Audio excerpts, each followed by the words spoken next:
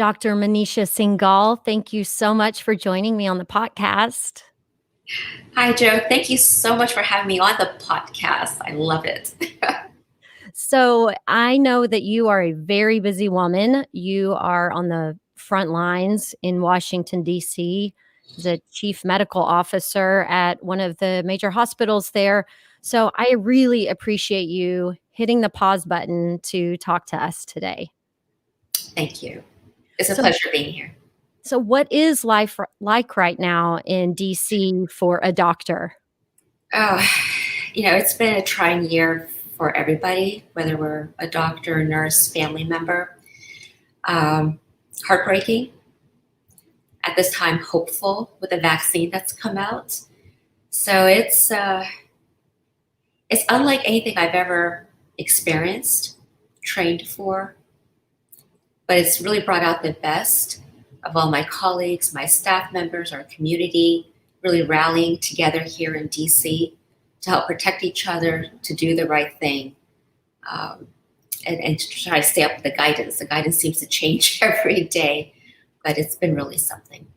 Yeah, I know. And, I'm a member of the media, and I have been really disappointed in how the media has handled all of this. I feel like we're constantly getting mixed messages, and, people don't even know what's truth or, fact or fiction anymore. And so, I'm curious, I just unplugged my television altogether. I don't even look at it. Yeah. What are your thoughts on how the media is handling things? Like, where do you go to get your news? I hope no one takes offense, but it's not from the media. So we're really getting our news directly from medical resources. I guess the medical news, CDC, experts. So we really put the best of that together and formulate our plan, our policies on how we're going to treat our patients and each other through all of this. But I've had to tune out all the mixed messages and what's been coming through the media. Not all media is like that, I should say. I mean, there's definitely pockets, but unless you know where and when to listen, it's very hard. Yeah. And, I have friends that work in big pharma, and they are formulators and people that are testing drugs, and sometimes it might be 7 or 10 years before a drug that they're working on makes it to market. And so I've been really concerned about how fast the vaccine is coming out, and I don't intend on getting it. I mean, I live alone. I'm in isolation most of the time, and I unless somebody came beating on my door and held me down and stuck a needle in my arm, I'm not getting that vaccine. So I'm curious, if do you know, like, what if there's not any going to be any mandatory vaccinations or anything like that you know of, right? So it's interesting you should say that. If I could take a moment, this particular vaccine, although it seems like it's been quite fast, the technology for this type of mRNA vaccine has been in the development for over 10 years. The same technology is using this type of vaccine mRNA in other areas of health, even cancer. So I want to assure people that this is not something that just came out of the woodworks this year, let alone last few months. So this is something that the good scientists, researchers have been working on for really some time. Number one. I'm sorry. Oh, I apologize. Your other question was? Well, whether or not there's rumors going around in the medical community that this is going to be mandatory. And today I've heard, at this moment it's not mandatory, but each institution, state, are really coming up with their own policies. There are nursing homes that are making it mandatory. There's a lot of places that are not making it mandatory because of the fears.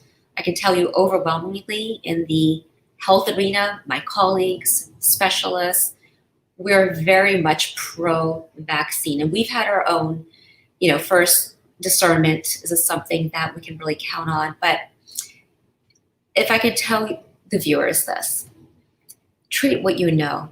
and try to avoid what we know. We know that if you get COVID, your risk of illness and death is there. We know that if you get the vaccine, even if it's short lived for a few months, we don't know how long, that this is going to be your best tool to fight not actually being exposed to the virus, but actually getting ill, whether short lived or long. And we are now seeing a lot of chronic illnesses that are coming from the virus. So I will carry that flag to the best I can. I'll answer any questions, but I'm definitely in the camp that the vaccine is our first real tool to get through this pandemic. Actually believe the most vulnerable should get that vaccine first. And I apologize for the crude thing I'm going to say, but I think that as many arms as we can vaccinate is really going to lead to a hopeful future. So, but I mean, we all are entitled to our own opinion, but as an expert in this field, I'm going to encourage people to get the vaccine when it's their time. Can you articulate what this mRNA does? Because from what I've read and the doctors that I've watched on YouTube talking about it, it seems like it has an interesting relationship with our DNA, our genetic makeup. And so that to me was a little confusing and scary. And so, if everyone wants us to take it, then, I feel like we need a better explanation of what's happening. Sure. So our DNA produces RNA, which then produces protein. So, period. This mRNA is designed so it doesn't go into our DNA, because that was one of the fears. Is this RNA going to change our genetics? And the answer is no, no, and no. It stays out of it. The mRNA codes for a protein that's on the envelope. We've all heard about the virus. It's a ball, and then there's spikes. Well, those spikes, when it latches onto our cells, that forms the door for the virus to go into our cell. So what this mRNA does, it recognizes the proteins that are on that spike and quickly tells the body, okay, we see it, let's produce the antibodies, let's go for it, and let's prevent that virus from getting into our cell, replicating, causing disease, illness, and potentially death as well. So that's what the mRNA does. It does not go into our cell. It does not go into our DNA. It recognizes the proteins that allow the virus to attack us. Interesting. Okay. So up until now, when there's been all these other medicines that have been talked about and thrown around, like the HCQ, the hydroxychloroquine, where it's, something that's been around for a really long time. I believe, people that are traveling use it to prevent getting malaria, I believe. And like our military's been using it. It's relatively cheap. And I remember reading back in April that India supplied about 85 million of these tablets to over 100 countries after making sure they had enough supply for their own citizens. And they, I believe, zinc and HCQ, they gave to all of the citizens for, probably less than $3 or something. But then whenever I was seeing them talk about, there were doctors here talking about using it, seeing positive effects, and then they were getting censored and taken off taken off the YouTube or whatever other media outlet I was looking at. I'm curious if your hospital has collected any data on that, and what your thoughts were on it. So my hospital elected not to trial hydroxychloroquine in the treatment or prevention of illness in our patients and our employees. It's investigational. It takes a well-coordinated approach. And honestly, we were just focusing on making sure that we had the right gear to protect our frontline staff, gowns, gloves, masks, what was our admission process, our discharge process, our testing process. I mean, we were so focused on saving lives, not only of our patients, but our staff members, their families, our communities, that we did not have that appetite of risk. There's far better institutions, investigational boards. We were like, we'll wait. We have other tools at this moment, but right now we were in a high triaging mode and a high mode of just trying to save lives. Okay, interesting. Because that to me seems like, this drug's been around longer than I've been alive, and so I feel a little more confident with that than I do with a vaccine. But yeah, and that's the beautiful thing about living in this country is that, it isn't a communist country and we don't have to do, at least, at this point, it's not. So now I want to talk about masks because the whole, we're talking about skincare today and taking care of our skin health and all of these things. And I have really sensitive skin, and I wore a mask on Sunday for the longest that I've ever worn a mask because I was traveling on an airplane from Texas to California and I had a layover. And when I got home, I had a mask that went across my whole face. And I had worn a surgical mask because that, from what I had read, like the bandanas and all that stuff just, collects moisture and stuff, and it's not great. But first of all, I don't know how the heck doctors and nurses go around wearing that stuff all the time and have it's like your face must be made of steel. Like, No, go for it. it's traumatic. So it's not just the mask knee.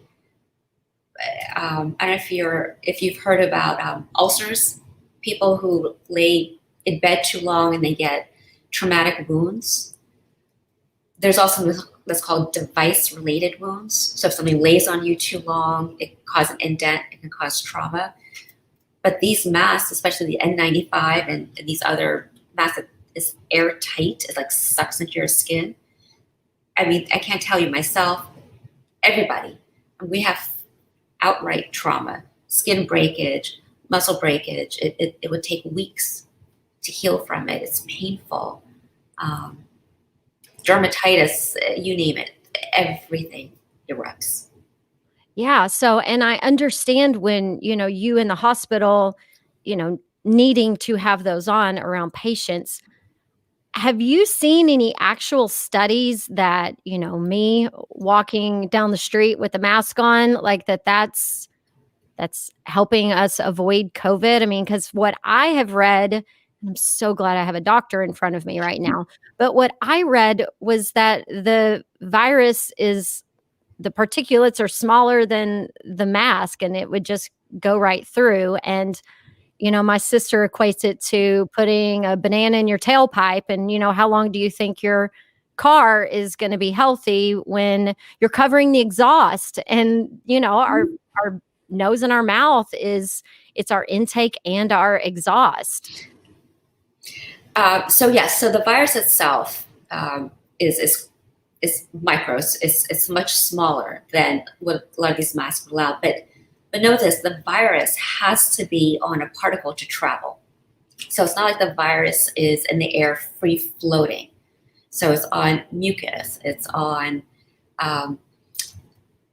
any other particle that we emit, and that's how it travels. And that particle in itself is now a little larger. So these masks, whether you're using a surgical mask, even cloth masks, the goal is having layers. The more layers you have, the more you can entrap and keep either your own particles from escaping to other people, let alone, getting it yourself.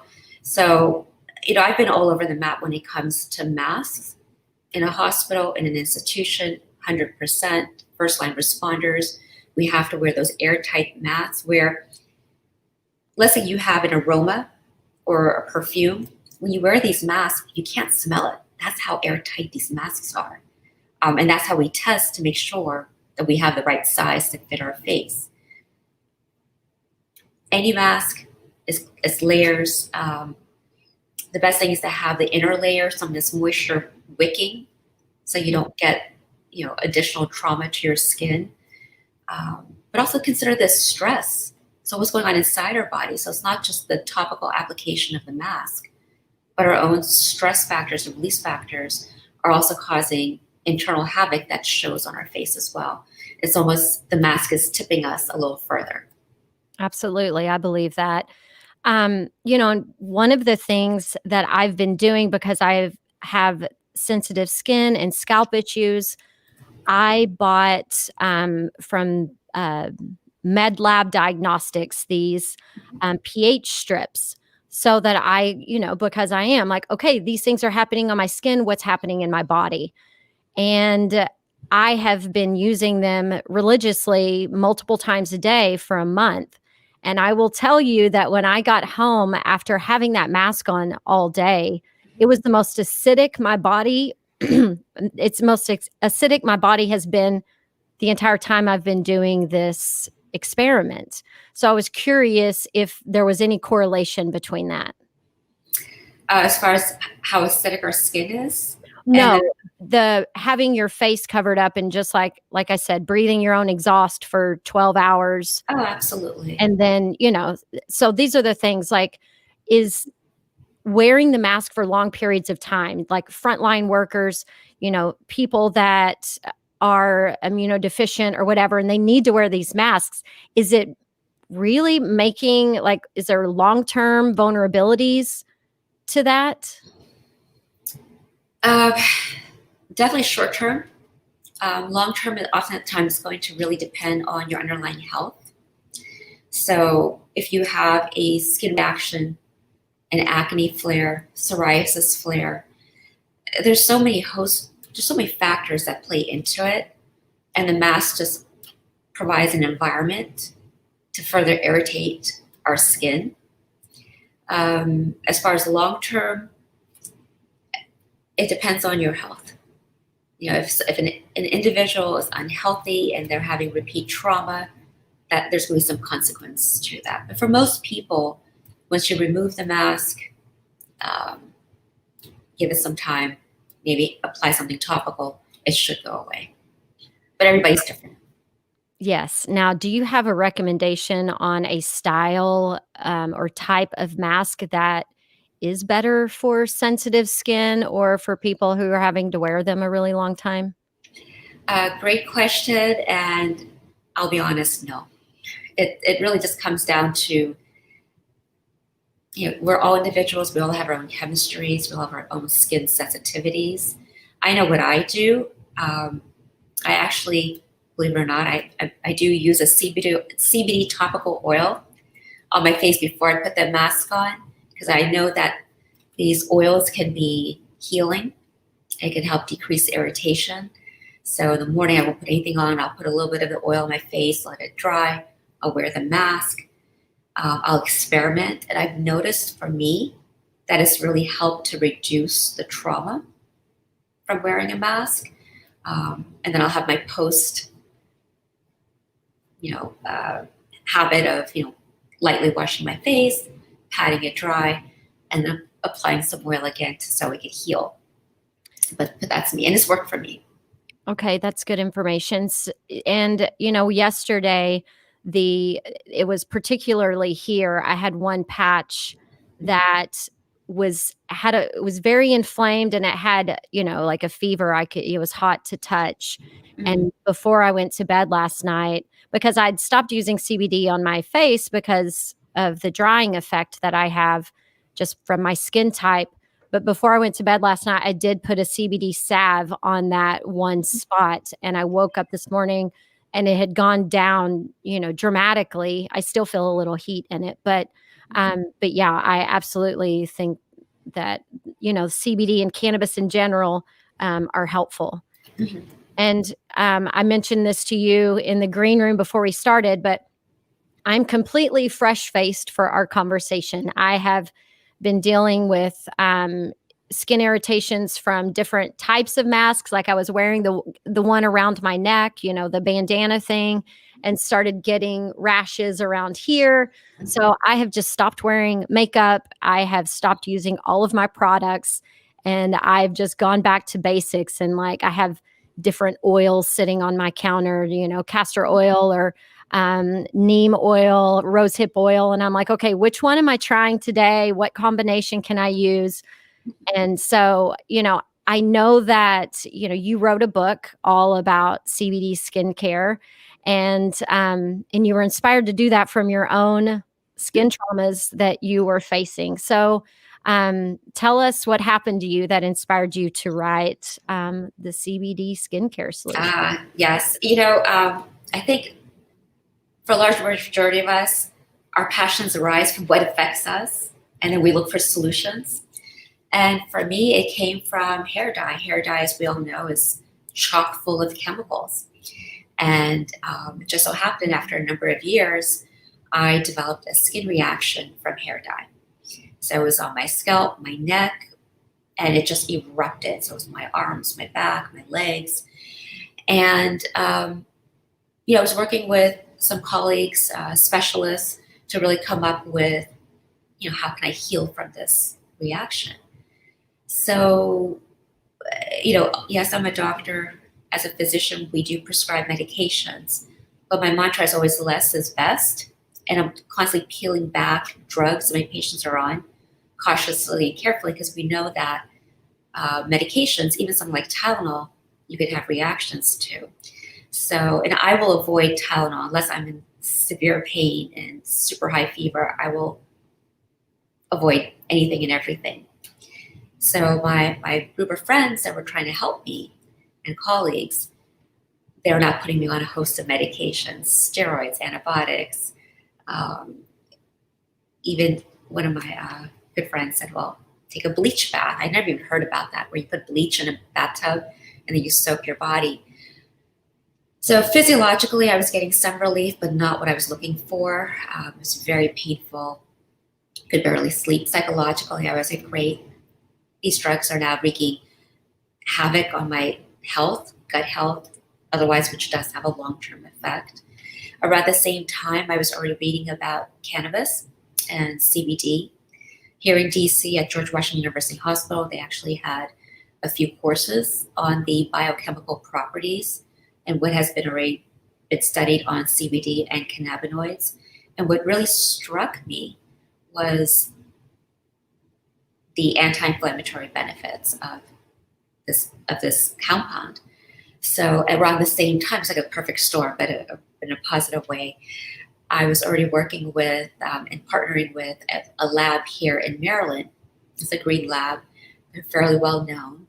And their owner was good friends with my husband and myself. And we're like, you know what, it'd be great to to have a business where we produce our own non-toxic skincare line, and something that could help me as well and help other people. And that's really how we started this journey. It took a few years of research, testing. My nurses provide themselves as guinea pigs to see how the serums worked. And it probably took us about 2 to 3 years before we had a product that we can actually put on market. But that's how this all came about. I needed something that was not the typical chemical that we typically apply to our skin and in our bodies. I need something non-toxic, something that could work for me. And Joe, I'll tell you, the interesting thing was, I thought about this back in 2016. Our skin is constantly fighting off infections and inflammation. And we talk about antioxidants and eating well and sleeping well as part of our health care. And as I was studying about this, I was like, I wonder if you applied something on the skin that has these properties, could it help keep our skin from getting infected and erupting? So now here we are several years later, and I'm using it to help protect my skin from, the complications of wearing a mask. Yeah, and I definitely know that feeling of, I need a solution, but stop trying to pump me full of steroids and giving me, I went to a dermatologist about my scalp and how easily my skin will get irritated. And the solution was to give me this steroid, something to put on my scalp, but it was, now make sure you don't get that on your face and immediately wash your hands. And I'm just like, what kind of poison am I putting on myself? Exactly. Yeah, I really I'm constantly looking for whole plant solutions to skincare problems. And, one of the things that I've discovered through my experimentation with CBD is that for someone who has dry skin to start with, CBD as a, moisturizing skincare solution doesn't really work. Um, and so I was curious to find out from you because I want to get all of the benefits, but also not look like a reptile. Yeah. Is if I'm ingesting CBD, is that having those positive effects on my skin, or do I really need to put that CBD on topically? Uh, Both, you can do either. So yes, by ingesting CBD, and there's various ways of ingesting, right? Sublinguals, edibles, smoking, but I wouldn't. Yeah. I'm not really too much. I have no problems with um, recreational use, but personally, I like the more the immediacy of a sublingual or a gummy. But yes, our skin is a window as to what's going on inside of us, our health. So think of it as an armor, right? Our skin protects us, but we have to protect our skin as well. Cannabinoids really work well with our own internal systems. And again, all of our chemistries are different to sort of help right size whatever is imbalanced in our immune, when it comes to our immune health. It's a great antioxidant. So I do, in my research and also just personally, I see benefits for taking and ingesting CBD or cannabinoids or something that's full spectrum.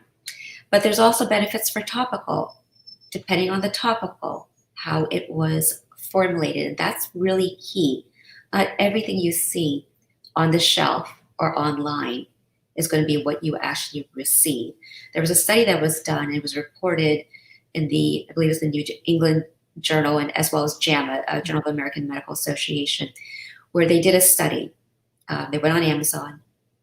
I think there's like 80 products that they tested, and they looked at what was being reported that was in the product to what was the results of the test.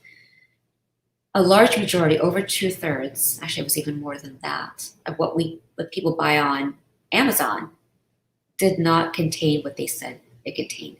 Either had minimal to no CBD, or there were other contaminants that were in that product. So you just have to be an informed buyer. You have to know what's in the product. What you're reacting to could be because of CBD or cannabinoids, right? It's not just CBD. Or it could be because that product was exposed to pollen or some plant wax or some other contaminant that you weren't aware of.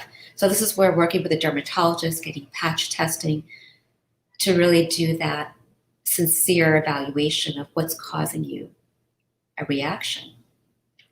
Yes, and I remember looking at that study, and I will tell you that the formulation piece is so important because CBD is a really fickle cannabinoid to work with, Yes. and if you heat up an oil too hot and you break that oil, I saw in an instance where olive oil was heated too high and it basically ate the CBD.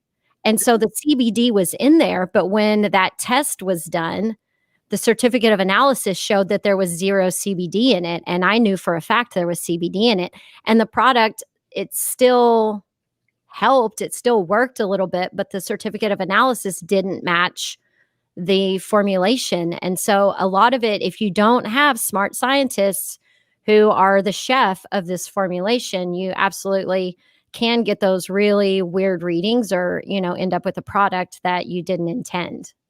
Absolutely. I wholeheartedly agree. And that's why, so for our skin line, at Therabeauty, what I really respect is our scientists, of which, by the way, many of them are women, which is amazing, but they're like super smart.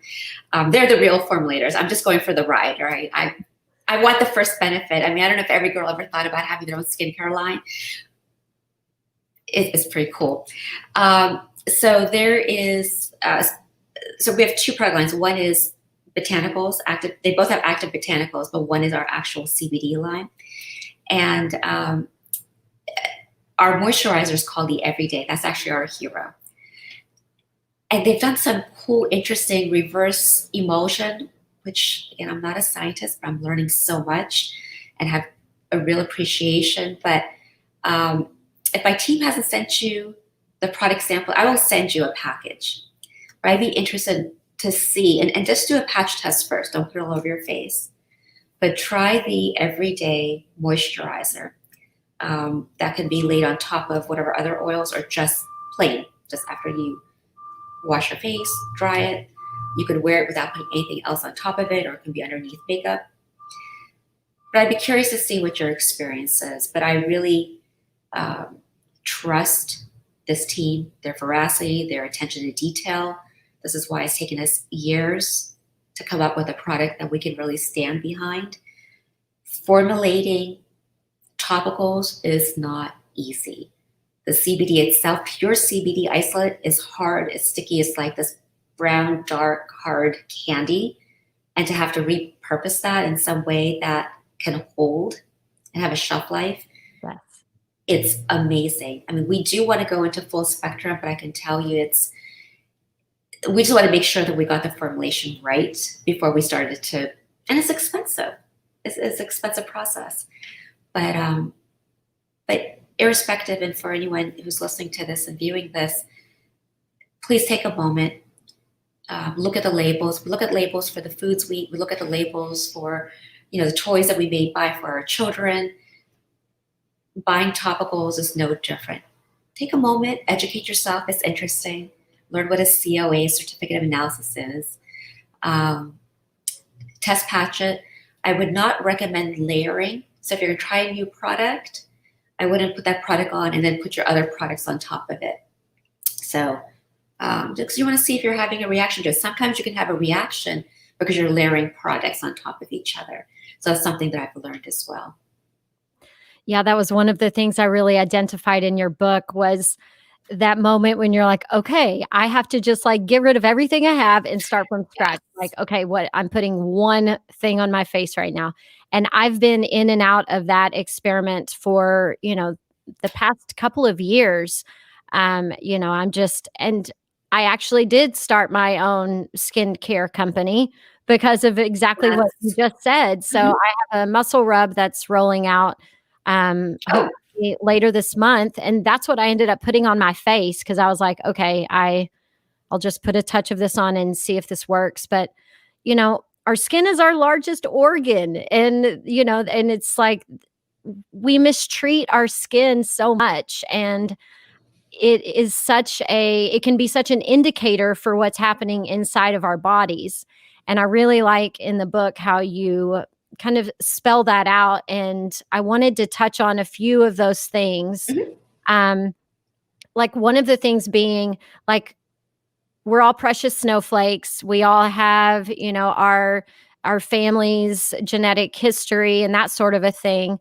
And, as I've been dealing with scalp issues, I have a sister in Texas that is as well, and a sister in Tennessee that is as well. And we're in 3 completely different environments, but we're sharing a common issue. So, I thought that was a really smart tip when we're having issues with our skin, like, pick up the phone and call mom and dad. Is this something that runs with our family? Like, what are some of the things that, just speak on that a little bit. As far as our genetics and our skin, or like what you see and what that can mean? Well, some of the things that we should be looking out for, like if we're having skin issues. Yes, absolutely. So it's really fairly basic. First of all, genetics, right? That's everything we can all understand. If we're prone to certain conditions, that's going to show on our skin when we're having an exacerbation or a flare. Exposure to sun, that can cause our skin to age faster because of the damage that the sun is doing into the layers of our skin. The foods that we eat, there's certain foods that are pro-inflammatory. So it's pretty cool. It's fun to learn about it. You have to learn the whole book because that can become overwhelming. But it's interesting to learn about, okay, what are those foods? Okay, they may taste great. They may give me that, shoot my endorphins and make me have a little more energy. But there's a consequence to that. And that can show in our skin. Processed sugars is what I'm referring to. Sleep. And I've tested this myself because as physicians, a lot of times we don't get that much sleep. And what I'll do is I'll look at myself, my face, I'm like, okay, I have these bags under my eyes, I'm feeling doughy, whatever it may be. I'm like, all right, I'm gonna just try to get some sleep.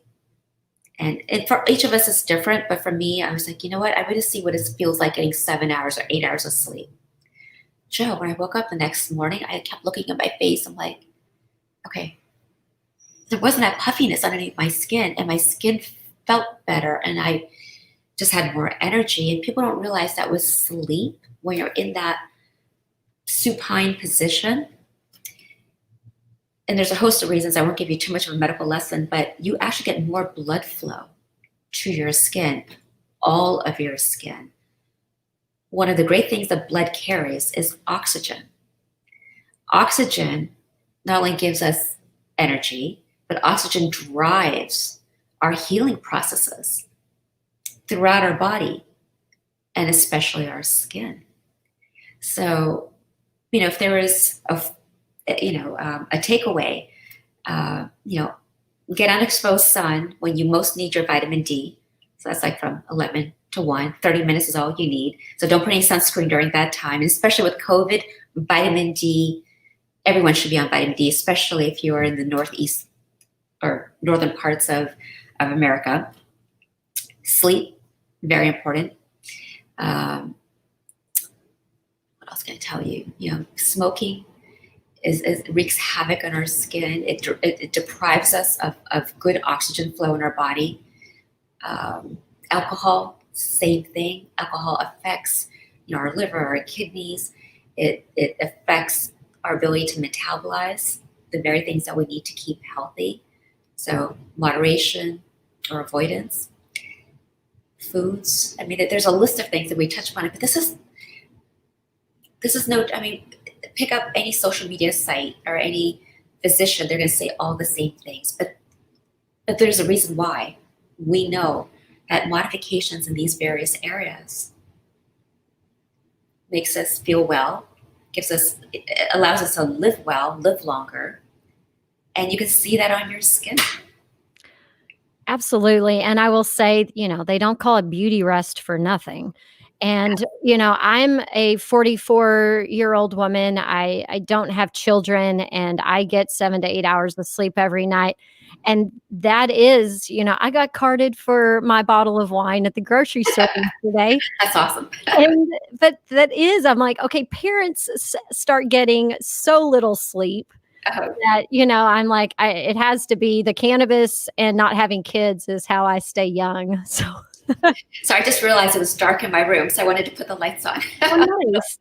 Yeah, I thought you had on a black sweater. But it's maroon. If I can say this, Joe, what I've seen with my patients, and I probably work in the intensive care unit, and even there at the bed or with patients' family members, it's so fearful when doctors say, okay, wellness, health, it's almost like, okay, oh my God, you're going to tell me a long list of things to do. And I really like to say, look, for all of us, it's different.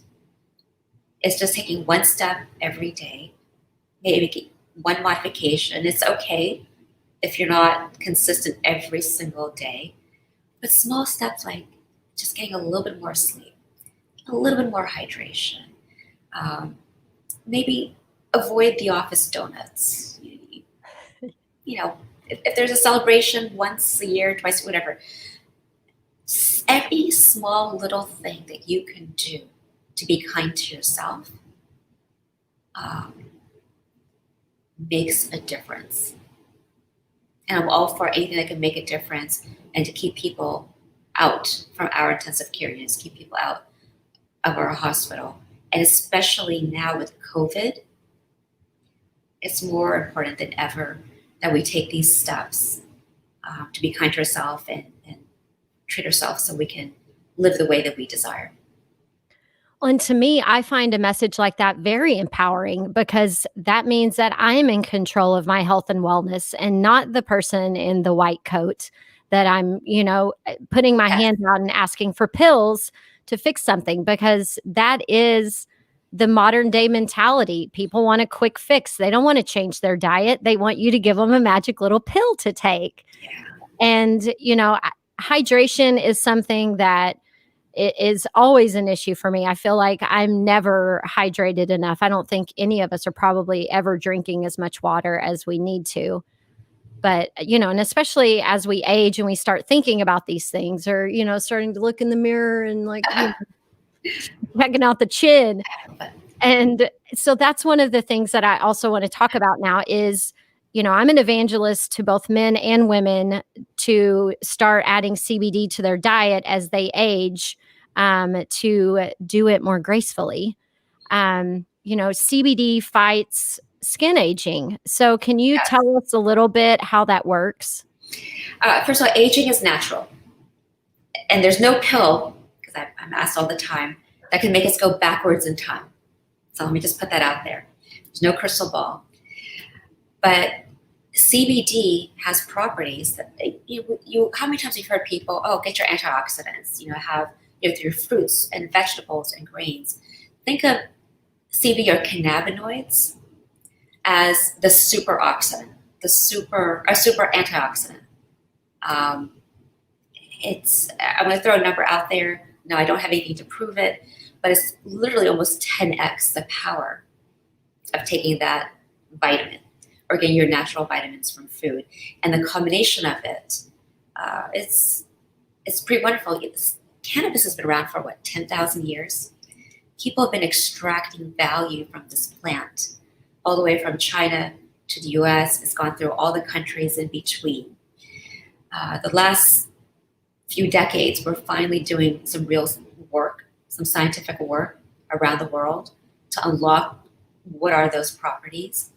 But in the meantime, I'm a proponent for, again, there would be some reasons, contraindications from taking something that is cannabis, and you would really need to talk to your doctor. I have a chapter in my book that speaks to it, but I like it as a supplement.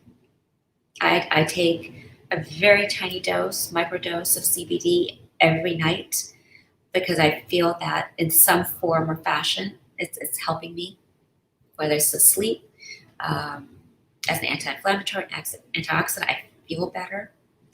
I've tried it where I don't take it to sort of see what the difference is. But I do believe adding a little cannabis or CBD in your daily routine, that there's a benefit for that. Absolutely. And the fact that inflammation is the cause of most disease in our bodies anyway. So the antioxidant and the inflammation relief, those two things right there, it's like that's enough said. Like that's CBD is beneficial in that way. And there are a lot of specific skin disorders and diseases that, a lot of us complain about that CBD is good for. And you touch on these in your book. Everything from acne to shingles to bacterial infections. Do you want to speak on that a little bit about, some of these main Sure. issues that people end up running to a doctor to get some sort of pill for when we could potentially be using whole plant medicine instead? So I'm going to answer that question in a different way. Okay. When somebody has skin inflammation or a rash, acne, psoriasis, it's painful, it's itchy, right? It causes not to feel well. What's the first thing many people do? They go and start scratching. Or they touch their face, they touch the very thing that's causing them to feel unwell. The very act of scratching and touching is causing more trauma to the skin, more inflammation, spreading of infection. What do we know about cannabinoids such as CBD? There's CBG, there's a host of other compounds that we're trying to unlock the properties. Is because they're anti-inflammatory and they're soothing, just putting that either on or around that rash, the initial effect of just the soothing nature will decrease your risk of causing more trauma by trying to touch it and scratch it and wash it. So there's a benefit to that. With acne, what we found is by putting a CBD topical around the pimple, not necessarily on it, it almost entraps and it reduces inflammation from spreading to other parts of your skin, allowing you to heal better. We have seen also that there's some decrease in the sebum in the oil development that can exacerbate acne as well. Now, acne, we have acne eruptions for a host of reasons: hormonal, what we eat, genetics, stress. So there's a lot of compounding factors for an eruption. But with CBD, you can literally strangulate that area, and you can strangulate meaning you can surround that pimple from getting worse. And it's not a magic over the night. Some people may feel something faster. Some people may take a little while. You can pair a topical with oral, as you mentioned before. That helps to improve our immune system in our fight. I'll give you a quick little story. And this is not, I'm talking about my product, but I had my product with me anyway. I went, before COVID, we went someplace that was out in the countryside, mosquitoes, went for a little walk in this nice little town, came back and my legs were peppered with mosquito bites. So first thing you want to do is you want to start scratching. My husband fell asleep and here I was just having this extreme discomfort. I'm like, okay, what do I do? What can I use? I don't have anything. Nothing I can do to give me relief. I'm like, wait a minute. I have that little bottle of one of my serums.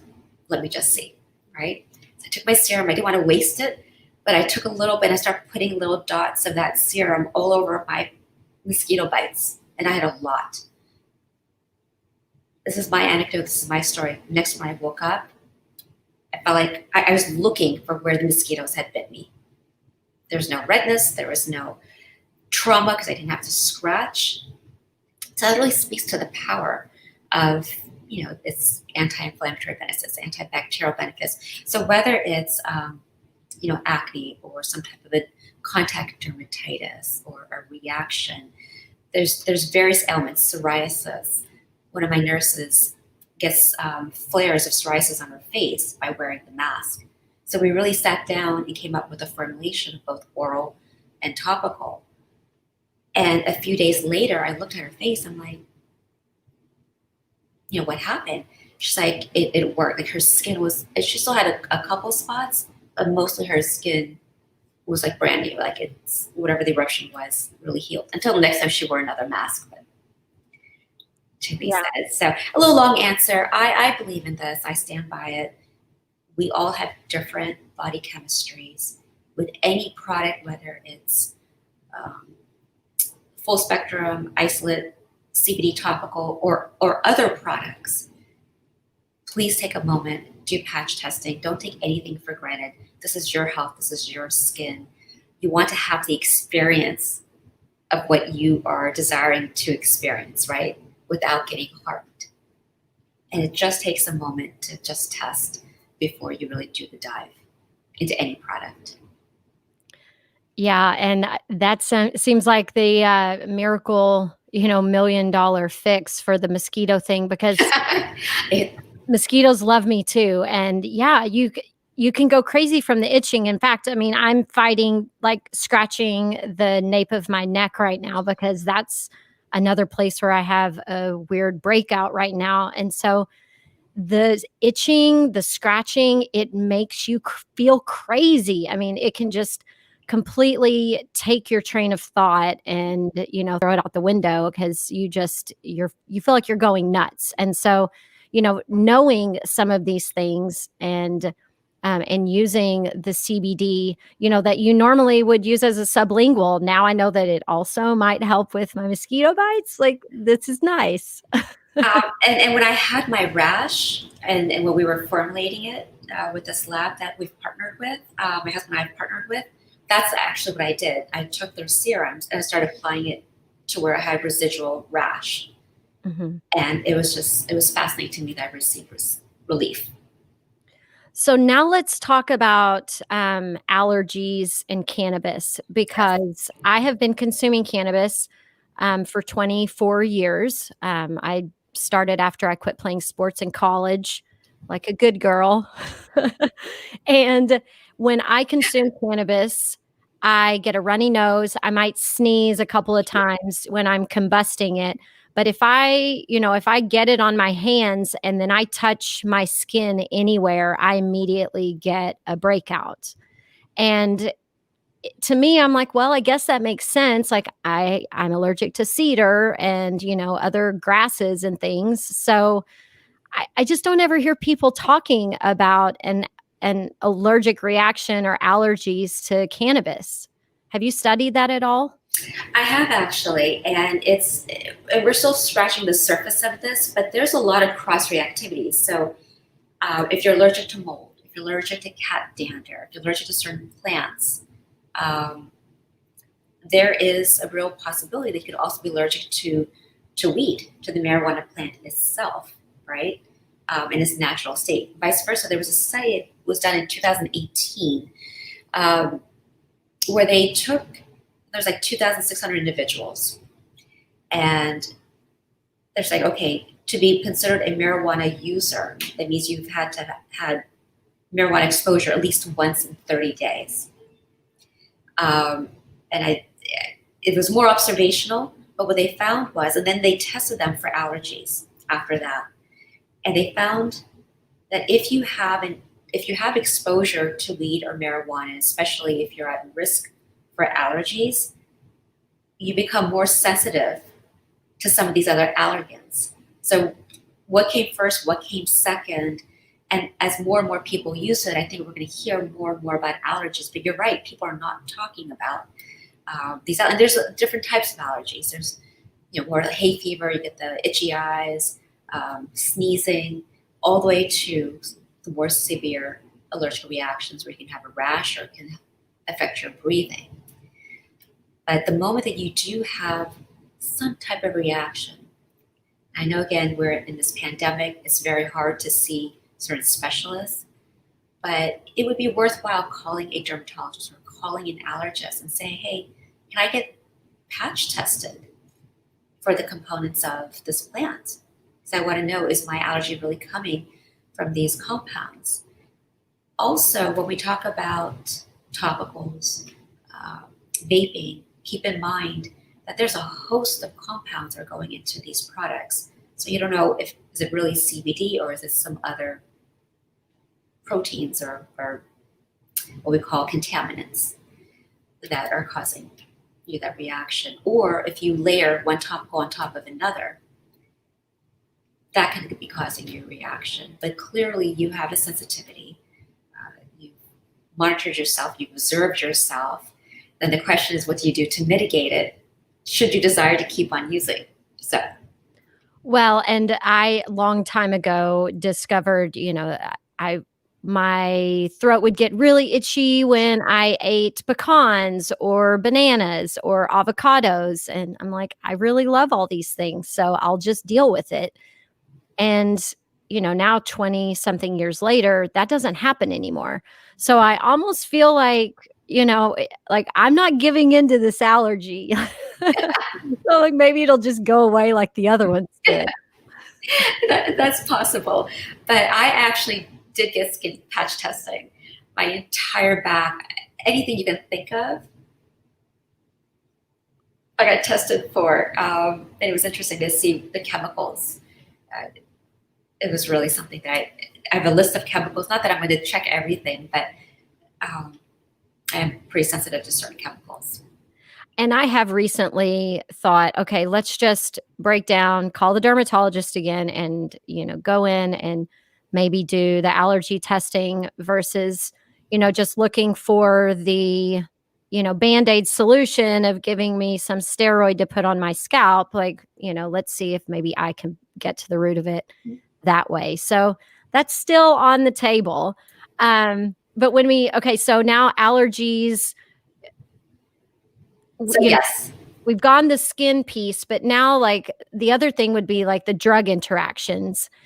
And, the one thing that I learned, and I've just kind of embedded it in my brain, but I don't know why, is that if you're taking a drug and it says, don't take this with grapefruit, then you shouldn't take that with CBD or so can you explain that a little bit?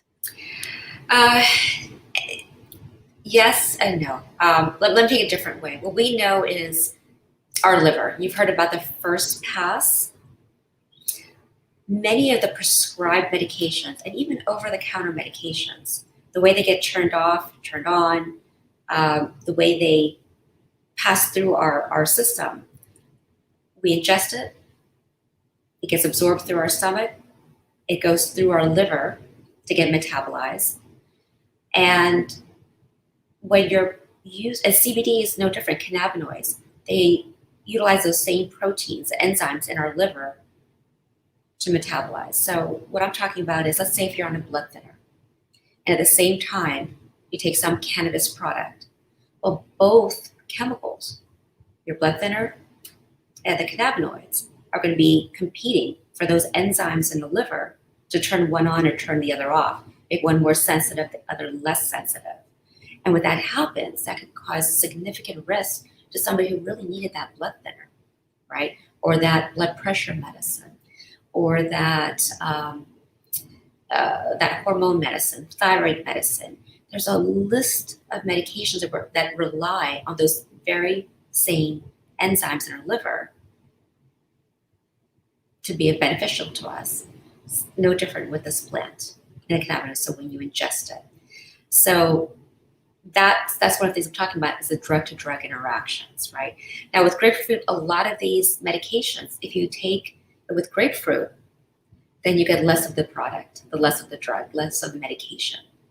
So that's another thing that you want to do is, which medications can you take to allow your body the optimal opportunity to absorb and do what it needs to do, in our bodies.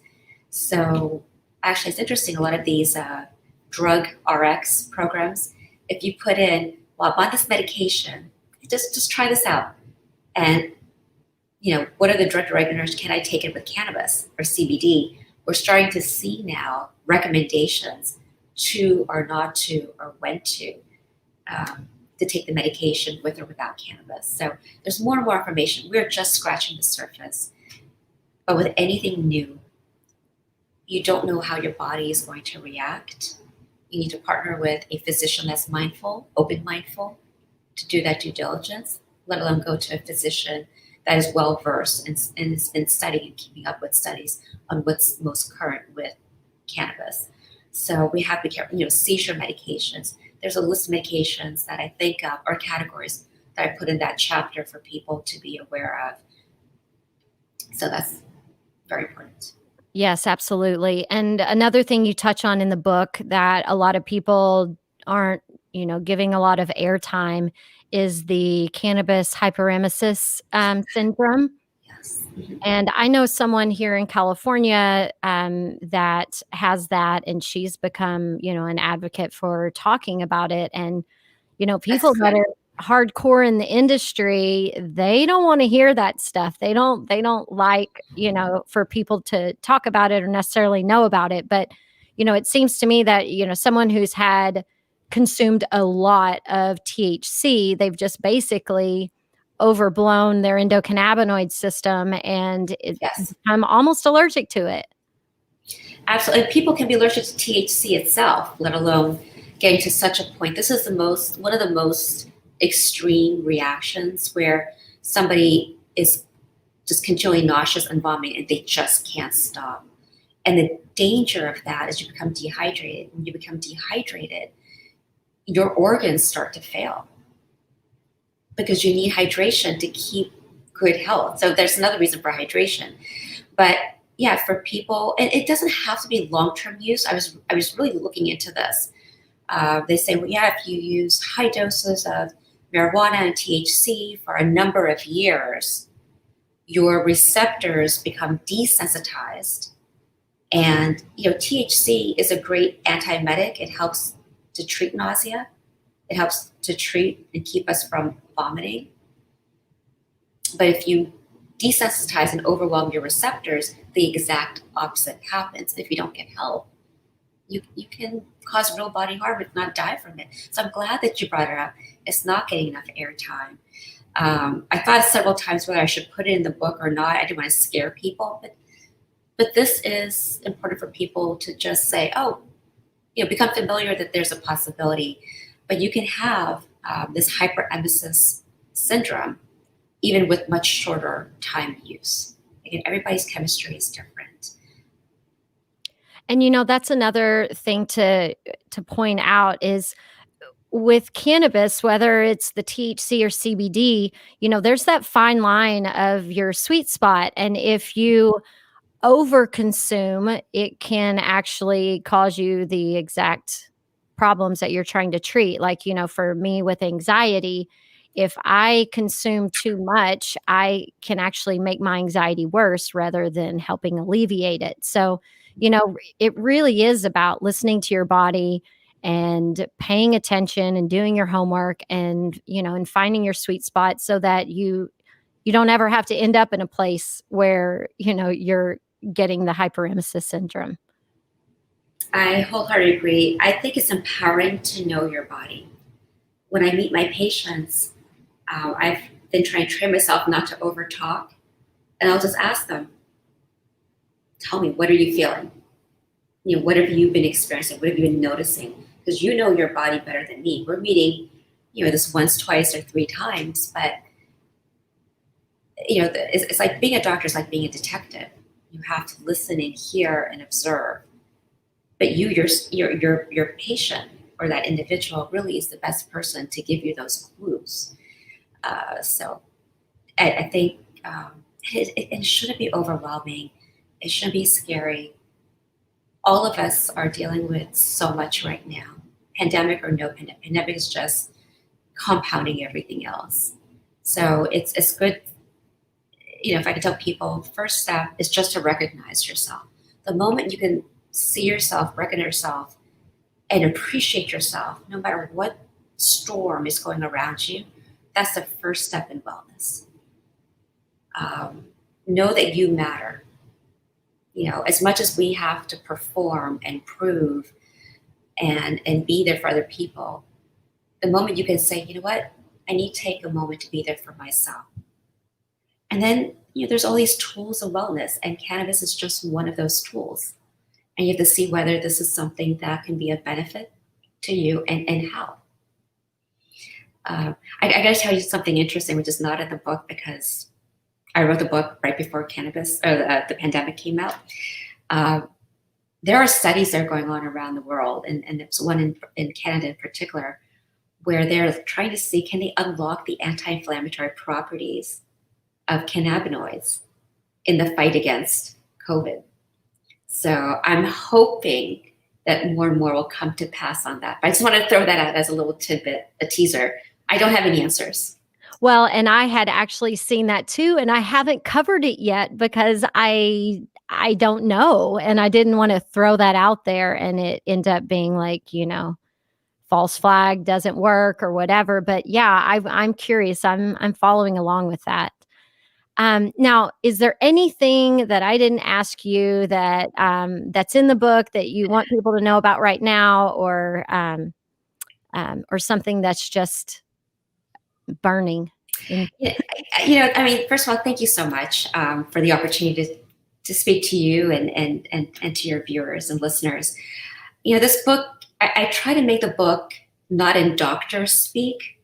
So for those who are curious, I'm all about education, knowledge, and we're learning more and more. So that's how I wrote this book. There is a chapter in the book which I thought would be overwhelming to people, would go over their head. I remember talking to somebody in the publishing company, Llewellyn, and I just asked them for their opinion. I said, hey, what did you think about the book? You can be honest with me. I know you're representing me, but just tell me. And what about that chapter where I really talked about the different layers of the skin. Actually, I did say that. She first brought up, she's like, you know what? That chapter was probably the most interesting to me. And I was like, it's not too technical, it's not too gross anatomy-ish. And she was like, no, it was fascinating to learn about, what's in our skin. And then from there, it's interesting to see how the different things, compounds like CBD and cannabinoids in our system can really benefit and how we can protect our skin. But yeah, so there's that little chapter, and it'd be interesting for anyone who reads my book. If you leave a review, or you can, reach out to me, I would love to hear your feedback on, various aspects of the book. I try to do my best. I'm hoping that it gives you all, if nothing else, more curiosity. Well, I personally think it's an excellent roadmap, especially, like I told you before, I know a lot of the things in the front half of the book just from being in the cannabis industry and studying these things. But this book is an excellent roadmap. And I agree that, when we understand our skin and we understand that it's the largest organ in our body, and that it does so many things. I mean, it's in and out. And, I don't know. I just feel like we neglect our skin. We're worried about our heart or our gut or whatever. And, my grandmother a long time ago gave me a book that was named Heal Your Face. And it was how a lot of what's happening in our body is visible in our face, whether or not it's the deep lines across the forehead or in the middle, or, starting to get jowls on, in your cheeks. Like all of these things are indicators of what's happening internally. And I think you do a great job in the book of kind of outlining all of that stuff and setting us up to realize the importance of what we're putting on our skin, and how our outer reflects our inner. And anyway, but it's a great book. I encourage everyone to give it a shot. And when the actual podcast airs next month, we'll be doing some giveaways, giving away some of your autographed copies of the book. So thank you for that. Thank you. This was exciting. This is a topic that we could speak on and on and on about, and I love your podcast.